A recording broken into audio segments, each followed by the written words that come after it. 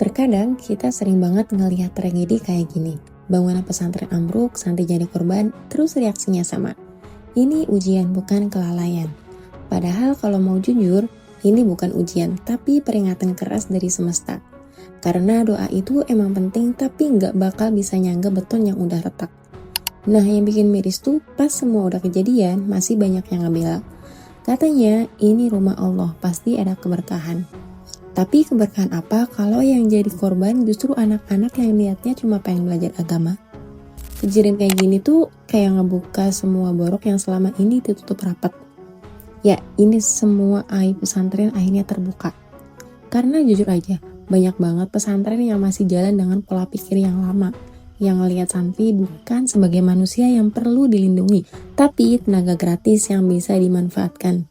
Mereka disuruh bersih-bersih, ngurus dapur, jaga kebun, bahkan bangun gedung yang tinggi. Semua dibungkus kalimat manis. Ini ladang pahala, ini latihan ikhlas, dan ini keberkahan. Padahal kalau dipikir lagi, itu bukan murni keberkahan, tapi ya. Dan aku ngomong ini bukan asal nuduh.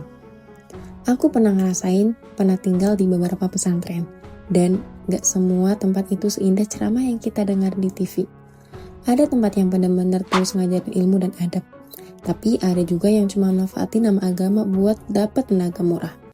Dan yang lebih parah, kalau ada santri yang mulai sadar dan bertanya, kenapa kita disuruh kerja terus? Jawabannya cuma, kamu belum ikhlas, masih cinta dunia. Padahal yang cinta dunia siapa? Santri yang nyapu atau kiai yang bangun rumah besar dan hasil amal santri bahkan punya mercy. Terus yang lebih aneh lagi, setelah tragedi terjadi, pemerintah malah fokusnya ke reputasi pesantren. Bukan ke korban, bukan ke keluarga yang kehilangan anaknya, tapi ke citra lembaga. Katanya biar nggak menjelekkan dunia pendidikan Islam. Lah sejak kapan nyelamatin korban jadi hal menjelekkan agama? Bukannya justru nutup-nutupin kebenaran itu yang bikin citra agama jadi rusak. Kadang aku mikir, kenapa sih pemerintah lebih cepat ngebela lembaga daripada ngebela manusianya? Apa karena takut kehilangan suara politik waktu pemilu nanti? Atau bagaimana? Karena suara pesantren tuh gede banget ya. Ribuan santri bisa digerakkan dalam satu komando dan suara mereka bisa jadi tiket emas buat naik jabatan. Makanya jangan heran, setiap ada tragedi yang dapat sorotan bukan luka korban, tapi pidato pejabat yang datang pura-pura peduli, datang liputan senyum di kamera. Habis itu pulang dan lupa.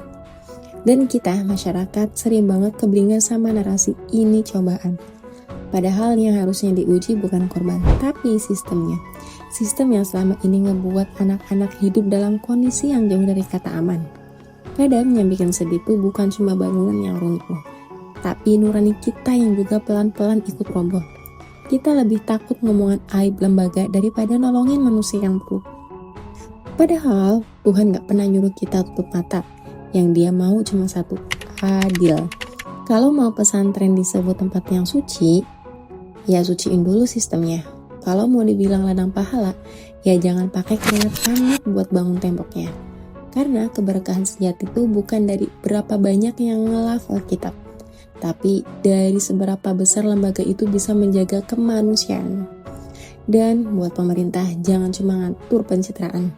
Lihat korban, bantu mereka. Jangan nunggu trending baru mau bergerak. Karena selama agama dijadikan tameng buat nutupin kesalahan, dan politik dijadikan alasan buat diam, maka yang tersisa cuma puing-puing kepercayaan. Sama kayak bangunan itu, runtuh pelan-pelan karena dasarnya udah rapuh dari lama.